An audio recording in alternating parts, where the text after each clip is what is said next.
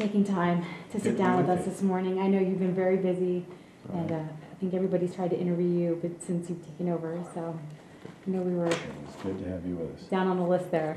All right. No, not at all. Sure. That's fine. That's good. Audio is good? Do you want all four? Okay. Yes, audio is good. Thank you. Okay, 1, 2, 3, 4, 5, 6, 7, 8, 9, 10. Just let me know when to start. Okay. Good. Sir, since you've taken over, with the counterinsurgency efforts, what progress have you seen? Well, we've seen progress in a number of different we've seen progress in a number of different areas, although it has been hard fought, it has been uneven, and there's no question that there needs to be more of it in various places around the country. Certainly, if you look at the Southwest Regional Command Southwest, our Marines and British partners, there's been a continued improvement in the security down there, but again, the enemy is very much fighting back because we've taken away sanctuaries and safe havens that mean a great deal to him. But in Marja, for example, which say 8 months ago was the center of the illegal narcotics industry and a Taliban command and control headquarters, now you see a high school opening for the first time in 6 years, 3 other schools, local men volunteering to serve in the police for the first time, and the gradual development of governance and development. You see the same to varying degrees, in some cases further ahead in the other districts of central Helmand province. If you move to the east a bit, in Kandahar, major operation ongoing there to take away a very important sanctuary and safe haven. In the Jari and Panjwai districts that are to the west of Kandahar city, 2nd Brigade of the 101st Airborne Division, the Canadian Task Force Kandahar, and a substantial number of Afghan forces. In fact, the Afghans outnumber us, ISAF forces, in that particular effort, fighting very hard against substantial IED belts, dug-in positions in some cases, houses rigged to blow, and using all of the combined arms available to those forces in quite a skillful manner, and showing that occasionally that folks say that, gee, we don't know how to fight anymore, we do nation building. Let me tell you, all people that say that need to do is come and see what the Strike Brigade of the 101st Airborne Division is doing, and they'll be disabused of that notion. That's very important because it helps the overall campaign to establish a security bubble around Kandahar city, and again, to take away areas that are of importance to the Taliban. We're working our way up Route 1 in terms of security out into the east, a variety of different pockets there. We've done substantial damage in that area to the infiltrators of the Haqqani network that come in from North Waziristan in Pakistan, as we have also done considerable damage to the mid-level Taliban leaders and fighters throughout the southern areas as well. The Kabul security zone is a very important one, strategically important. It includes 5 million people, about 1/6 of the entire Afghan population. And it's important to note that that has been quite secure and quite stable in recent months in particular, touch wood, as we say that, because there are certainly efforts to disrupt that, to cause security problems. But so far, Afghan intelligence, Afghan forces, together with ISAF forces and intelligence agencies, have been able to disrupt these, in some cases to defeat them before they've been able to achieve their intended objectives. This is very important, again, not just because it's the capital of the country, but also because Afghan forces are in the lead in security in all but one district of Kabul. So it's an important sign of what we'd like to do in more places in the future. And then finally in the north, in Baghlan and Kunduz, our German contingent, together with a brigade from the 10th Mountain Division, the U.S. Army, beginning operations there that need to be conducted to reduce insurgent influence in areas that has been established over the course of recent years, and then doing the same out in the western area, out in the Badghis Gormak area as well. So all told, again, we see progress, but it is in pockets. We've got to connect those pockets over time.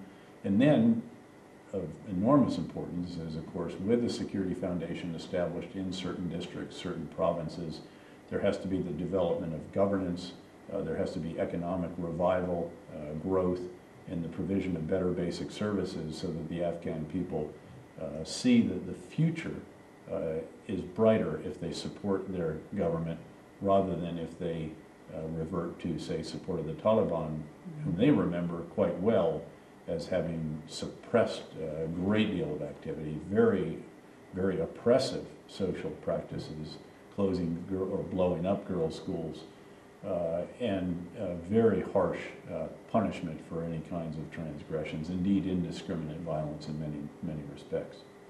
Now, talked to a lot of troops who served in Iraq, and they're here now, and they say that the mission here is so different, and that the way they approach it, and that they're actually getting out meeting the locals, and that, of course, is part of the counterinsurgency effort. When you get out and you meet the troops and you see the work that's being done on the ground, what would you take away from that? What do you see as what's making this work?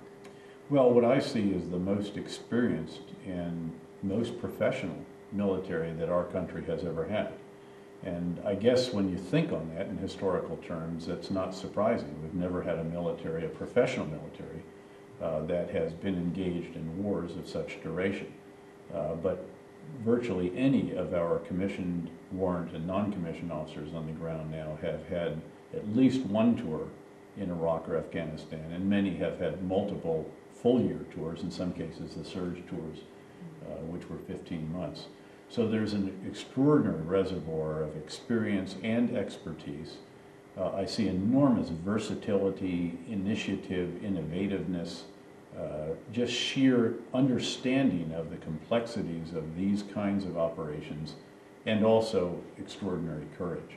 And it's been heartening to see recently several of our members, including some who gave the last full measure of devotion, recognized with the Medal of Honor. And I think, again, one of the efforts that I think we need to do better, frankly, is to recognize some of our real heroes out there. There's such a pace of operations, there's such a high tempo, that the last thing that our great soldiers, sailors, airmen, Marines out there want to do when they come back from a mission is write each other up for awards. But we need to do that better. We need to capture the history of our operations better. This is really very historic stuff that's taking place in Kandahar, in the east, in southwest, and so forth.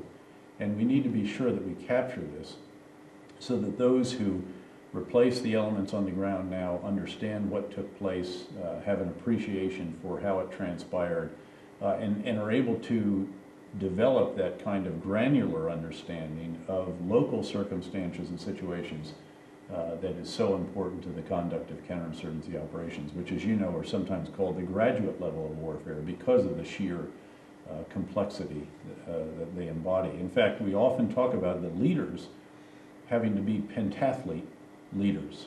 In other words, they can do offense, they can do defense, they can also sit and drink tea in a key leader engagement, they can oversee reconstruction of areas that have been damaged, to revive markets, and then go out that night on an intelligence-driven raid and kill or capture a serious Taliban leader.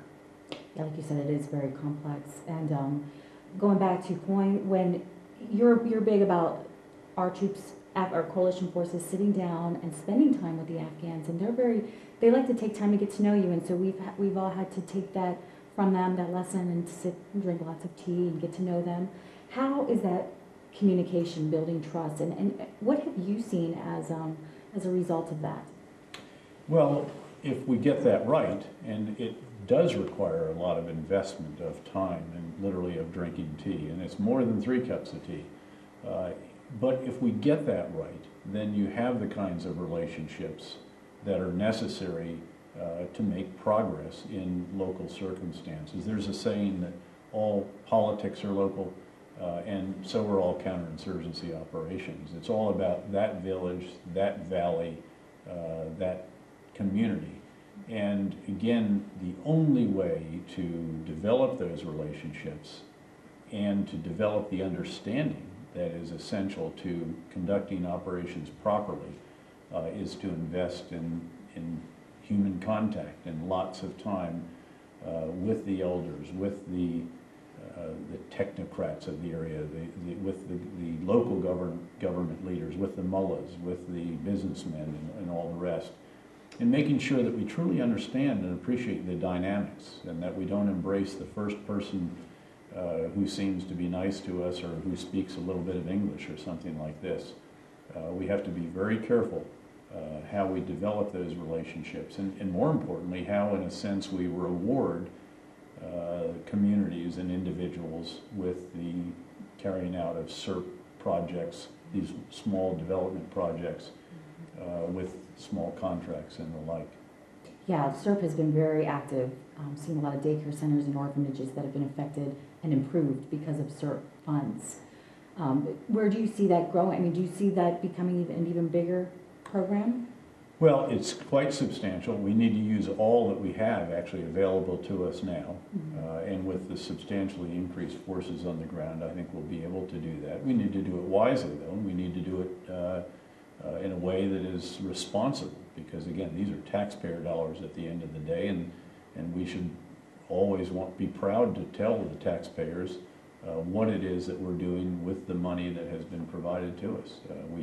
As we often say, it should pass the front page of the Washington Post test, in addition to other tests having to do with the conduct of the counterinsurgency operations in that local area, to make sure that we reinforce the right things. Still have the saying that money is ammunition. It was always in my counterinsurgency guidance in Iraq. Now we've added on the end of that, if money is ammunition, let's be sure we put it in the right hands. You are who you fund in these kinds of things, because we have to be very careful that we don't reinforce dynamics that undermine what we're trying to do by constantly funding one warlord who is not inclusive, or some other action like that. So we have to be very careful to make sure that all that we do it fosters inclusivity, reflects transparency and openness, and therefore is an example of what it is we generally think governance should be, if it is to serve the people rather than to prey on them.